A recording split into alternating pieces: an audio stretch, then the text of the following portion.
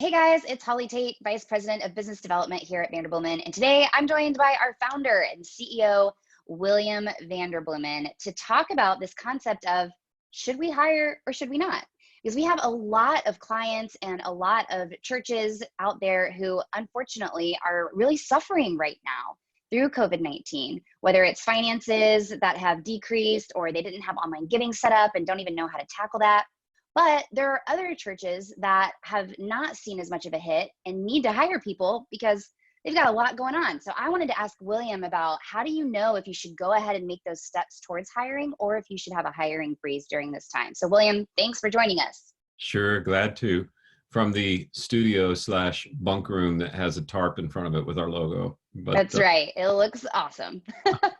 Yeah, talk to us about this concept of hiring freezes and what that should look like for church yeah. leaders right now. Well, a couple things come to mind, Holly, we do arguably more staffing work in the faith-based sector than anybody, and we're still figuring out as we go. So I don't want to come off as the know everything. We're all sort of figuring this out as we go. And I mean, things changed even between the time that I set up for this call 5 minutes ago and now New York and California just extended their shutdown for another 2 weeks. So, oh, wow. I hadn't even seen that headline yet. Wow. Yeah. And I don't know when this is going out, but it'll be old news by then. But I guess it's all to say it's changing from moment to moment. And if there's a prayer that I'm praying every day that I would encourage church leaders, school leaders, nonprofit leaders to pray, it's back when we hear about Jesus and his growth as a boy.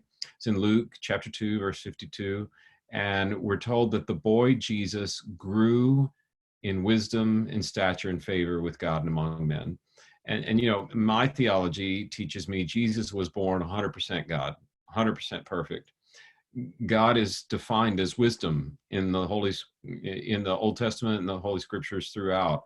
So if he's born 100% God and God's defined as wisdom, he must have 100% wisdom. So the question is, how did wisdom grow? And it just makes me think, well, if Jesus needed to grow in wisdom, then I do. And it's like the men of Issachar knew what to do in their day and time. There's a prayer that I would ask for each of you today is that God grant you wisdom for the time you're living in, and that there are no categorical answers. So please don't take this as the cookie cutter for what to do. That's a lot of words to say praying for wisdom because it's changing rapidly.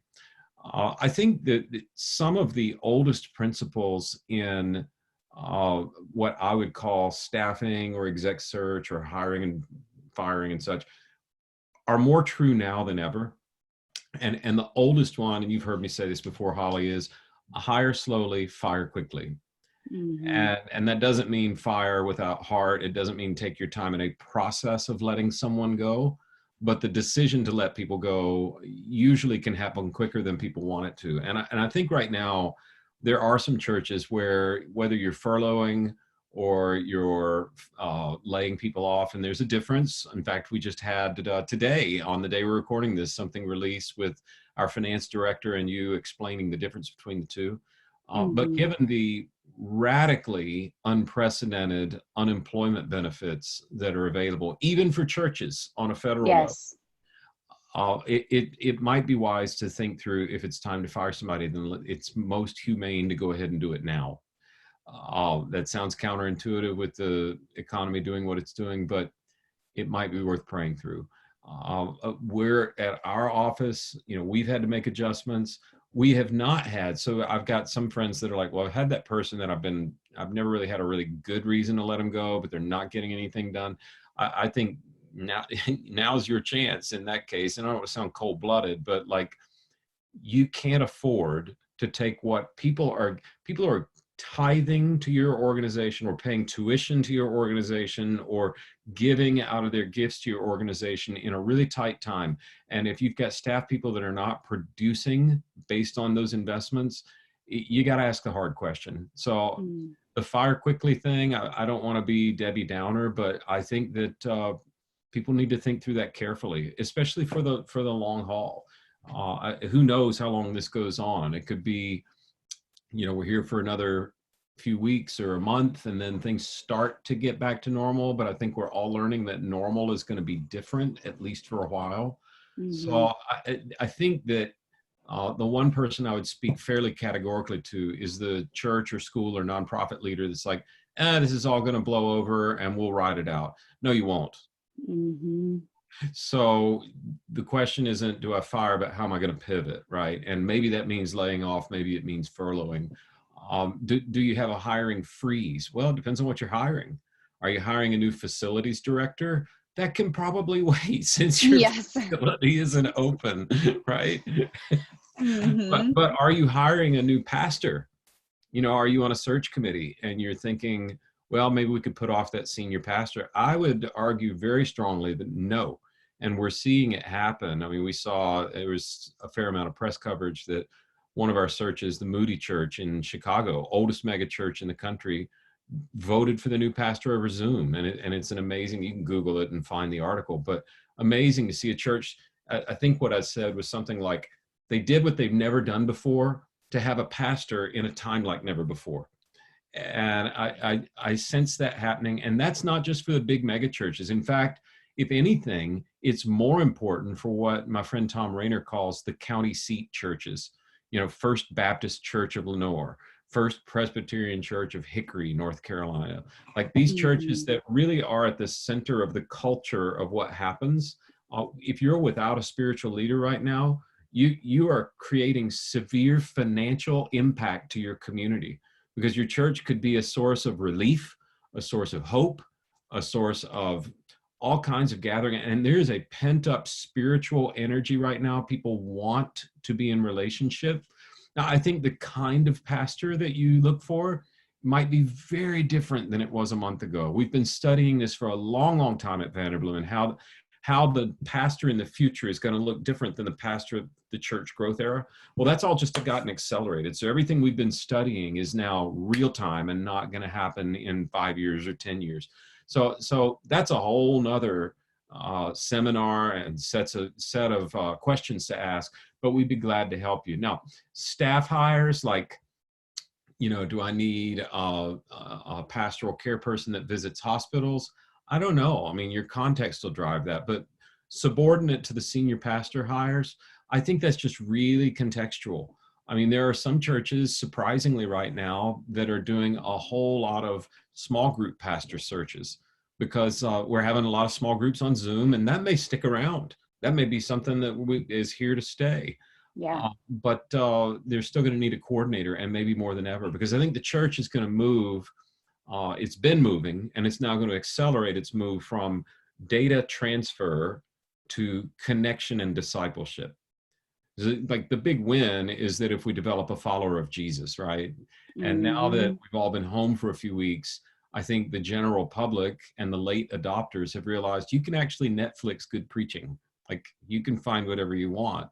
But spiritual formation, highly contextualized formation around your particular community, that's not going to be outsourceable. That's going to have to be something you hire. So assess not just should I hire, but what should I hire for the long haul? And we're trying to spend time on openingchurch.com. Is that right? Reopening Church. Yes. Reopening Church. Reopeningchurch.com. We're trying to build resources that are going to stay, and we're asking some of the brightest and best minds, like what's going to stick around, what's not. So you're not making a hire that would go away in 6 months, but you're also not hiring something that would go away in 6 months. You know, a more right. And then on the hiring front, you know, hire slowly, fire quickly. I would just remind people that the quickest hires you make are often the biggest disasters. So what I foresee is churches particularly, and schools, waiting till the country reopens and then saying, now we need to find our pastor. And, you know, you might think, and it'll be good because there are lots of available workers because unemployment's going to be 22% by the end of today. Well, actually, when unemployment's high, it's harder to hire than when it's low.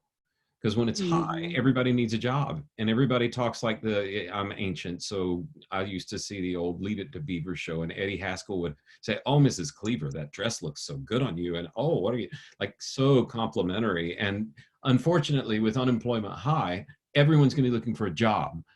Churches, schools, nonprofits, you need to be looking for the person that is called, not a warm body that can fill the slot. Because let me tell you, firing a new employee during this mess is going to be really hard. So I would say the hiring slowly piece, think forward, think past this pandemic, and start thinking about your hiring now. Our smartest clients, and this is not giant big churches, this is churches of 300. I mean, every lead that's come in today has been churches that are very normal sized, looking for a senior pastor. We need that community leader, and we can't wait till this is over to address the need. So that is a long-winded thing. Can you tell I'm a former preacher? No, it was so helpful, because what I like about the vision that you're casting is so many of us are used to looking at our org chart and it looks a certain way and we plug and play. So, Yes. Oh, our youth pastor is moving on to another church where he's going to be the teaching pastor. So we've got to replace that exact position that we've had for 30 years as a church. But what I'm hearing you say is it's time to rethink that org chart. Your org chart should look different right now and will look different 2, 3, 6 months, a year from now. And so we've got to spend time addressing that in this time rather than just trying to plug and play like we have in the past. And Holly, there are going to be jobs that are going to crop up that have never happened before in churches that we've been seeing in the very large innovative churches for a long time. Like, for instance, as long as I can remember, we've been doing chief communication officer searches. Mm-hmm. And that just sounds like something a giant big church that's almost like a city would hire. Well, now it's going to be actually something that may replace some of the general associate pastor roles in normal sized churches, because this communication thing is going to change. Even when we can go back to church, and we will go back to church. Oh, I miss my friends. But Yeah. I mean, really, Paul told the Mm-hmm. church at Rome, I long for the day when I can see you face to face so that we might be encouraged mutually in one another's faith. That is me, the extrovert in quarantine. You and I are a Mm-hmm. nightmare, the two of us. So, Yes. We're very grateful for our spouses right now that put up with us in but quarantine. even once this is over, the need for somebody to run communications and to say, oh, Zoom is getting Zoom bombed, we better switch to Citrix Online, or we're going to move all of our, think about this.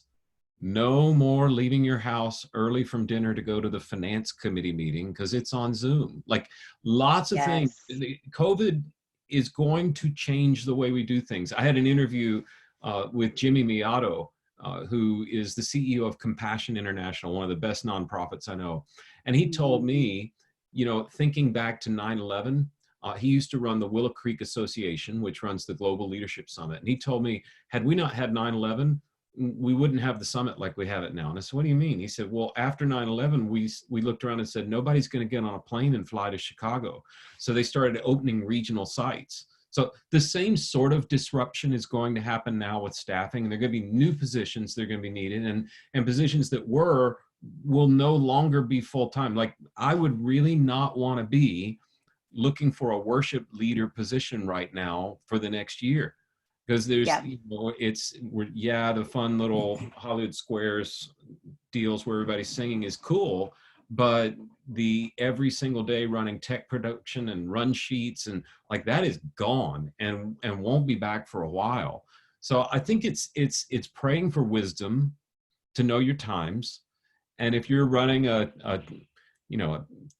normal sized church in Nebraska, that's a whole different thing than a big church in New York City. The minute we get the all clear to have gatherings of 200 or more, the vast majority of the church in the United States will be functional again. And people lose sight of that because the headlines are all mega churches and they've got their own issues. But most churches, as soon as we can gather 200 or more, most churches will be able to open, even if we're going to have to do twice as many services, or we'll preach live once and then we'll have video, we'll play the video and we'll do it on Saturday and Sunday since nobody's doing anything on the weekend anyway. So Yeah. I just think if I could pray one thing for everybody watching, it would be wisdom for the times and not panic. And that might mean wisdom to make the hard call and go ahead and fire some people so that you can save others' jobs in the long run. And it might mean wisdom to say, rather than just plug and play, let's rethink what this is going to look like. And it might be the wisdom to say, we need to go ahead and get going with a search because we need a spiritual leader and we can't be without. So those are some rambling thoughts from a guy that's been locked in his house for a long time. Well, we so appreciate your wisdom, William, and thank you so much for helping us think further ahead of this, ahead of COVID-19, so we can really plan for the future and set our churches, our Christian schools, and our nonprofits up for success long term. So thank you so much. Thank you, Holly.